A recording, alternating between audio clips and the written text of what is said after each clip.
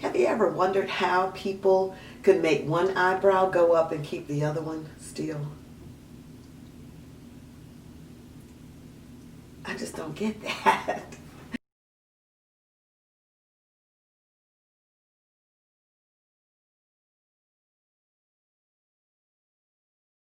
Okay.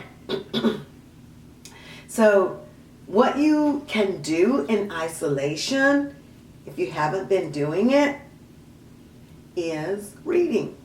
You can read more. Now this is Brunch at Ruby's. I read this with my sister. Let's go back.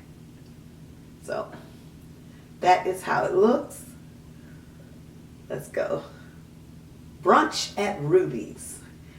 That was a good book written by D.L. White. She's an African-American writer here in Atlanta. It was a delicious read that my sister and I enjoyed together about three women, distinctly different, in different places in their lives with different challenges and different love challenges and how they resolved those issues. It was great reading. It was like comfort reading. It's that sister girl type reading. My sister and I called one another to check in on what they were doing. The characters, Deborah and her husband, Willard, and their little girl, Kendra, the issues that they had. Then you had Maxine and her boyfriend and the issues that they dealt with. Maxine is this high-powered real estate agent, and Deborah is an also high-powered principal from Morningside. High-powered, yeah.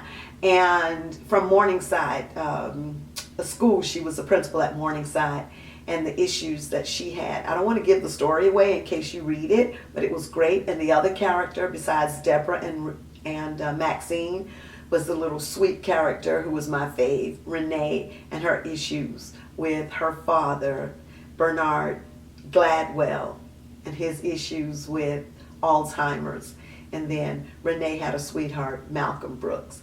It was just plain delightful reading.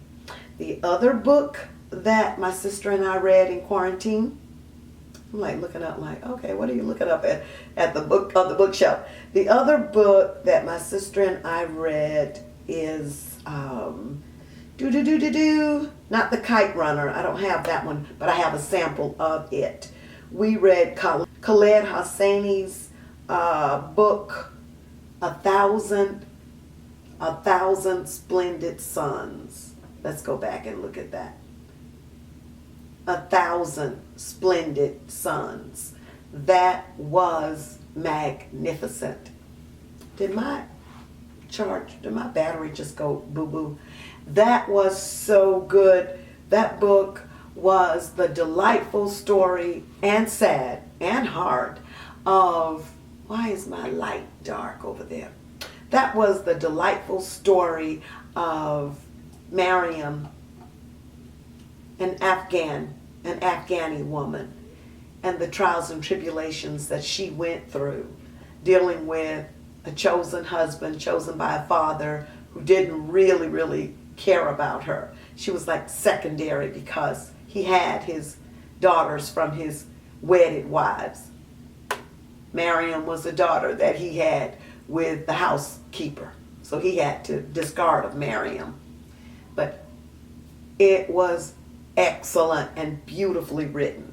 So that's 1,000 Splendid Suns and a Brunch at Ruby's. Now, what Mariam goes through is that you can see the condition of Afghani women in that book.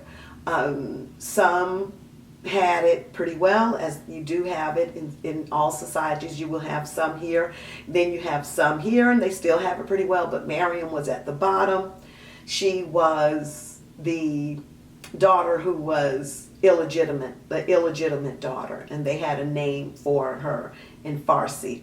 What was the name for her?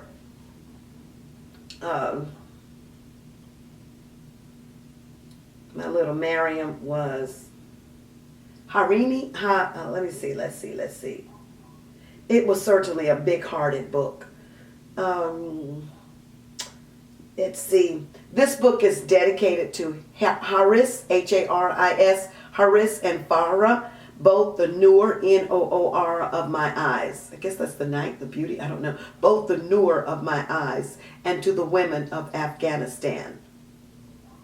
So Mariam is 5 years old when the book opens, and when she was 5 years old, that's the first time she heard the word harami. And in Farsi, in Afghanistan, harami is like illegitimate, nothing, thrown away, the worst of the worst.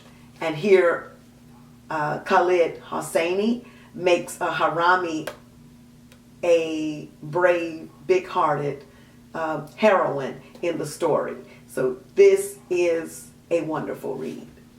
While you're still in quarantine, get more reading done.